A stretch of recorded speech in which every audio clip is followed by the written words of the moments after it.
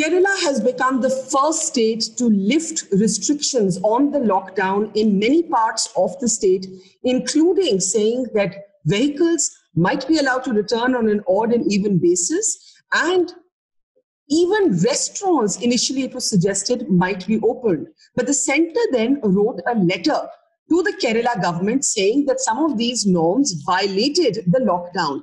To tell us the exact position and also explain to us what Kerala has done that the rest of India could learn from, we're joined now by Kerala's Finance Minister, Dr. Thomas Isaac. Thank you and welcome to the show, sir. I want to start by asking you to clarify for our viewers.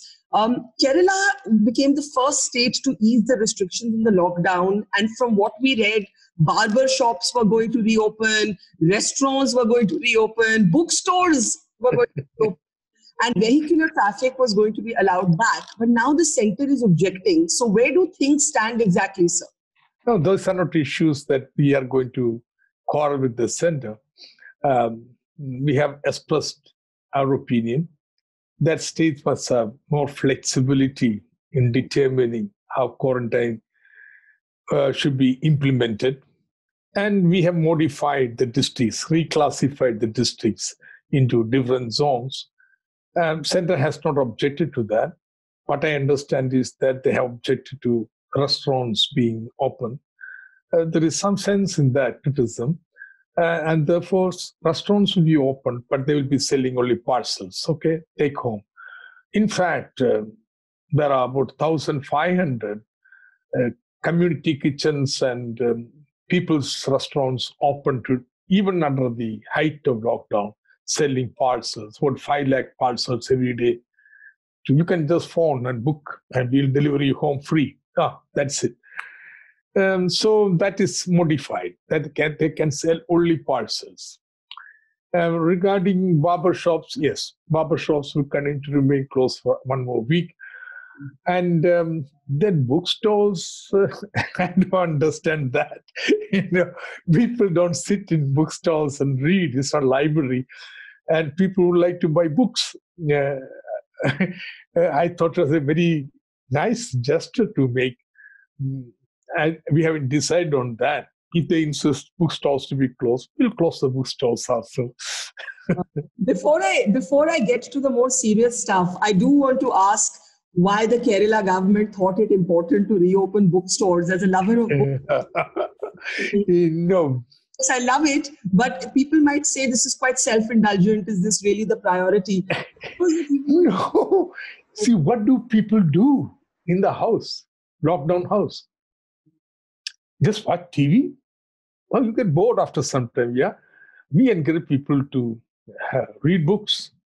In fact, the chief minister has been saying so in his evening briefings to the press. We encourage them to have WhatsApp quizzes. My constituency, we had a youth festival. We had 32 items were competition for competition, and time would be announced. This is the last entry time for this particular item. By then, everybody has to upload the video, and then is reviewed by a jury, and awards given. See, people to be engaged. You cannot lock down people in the house. We have been encouraging them to take to kitchen garden. In fact, Kerala has lost the habit of eating.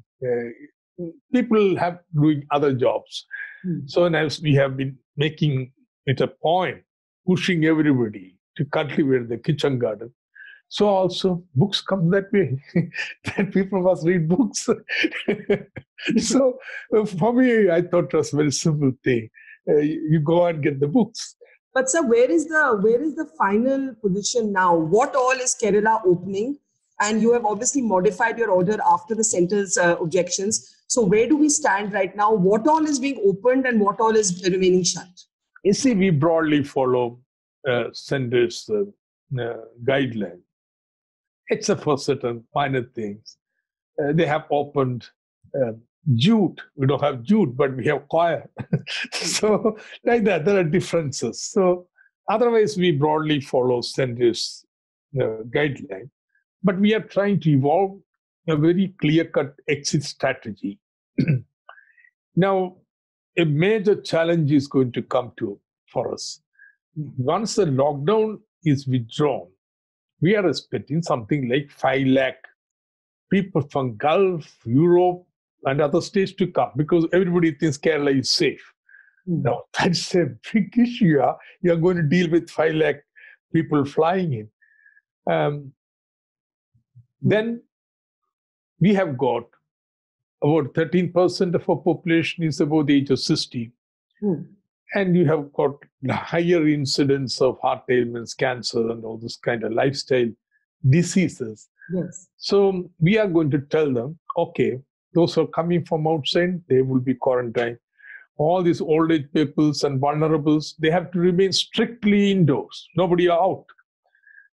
We are trying to enforce it, that they remain in the house. Rest of the able-bodied should go and work, and keeping social distance norms and so on. So we have drawn up an exit strategy. What all industries will be open? We start with agriculture, then industrial self-employment, then small-scale industry, like that. And in the industries also, we have decided that we are going to pay special attention to certain sectors which will contribute to fighting COVID. So, say, our pharmaceuticals, we are going to fast forward our idea of having a pharmaceutical park in Kerala. Our research centers in Kerala, like Sri Chitranar Medical Center, Rajiv Gandhi Biotechnology, and so on, they have produced a large number of devices and equipments.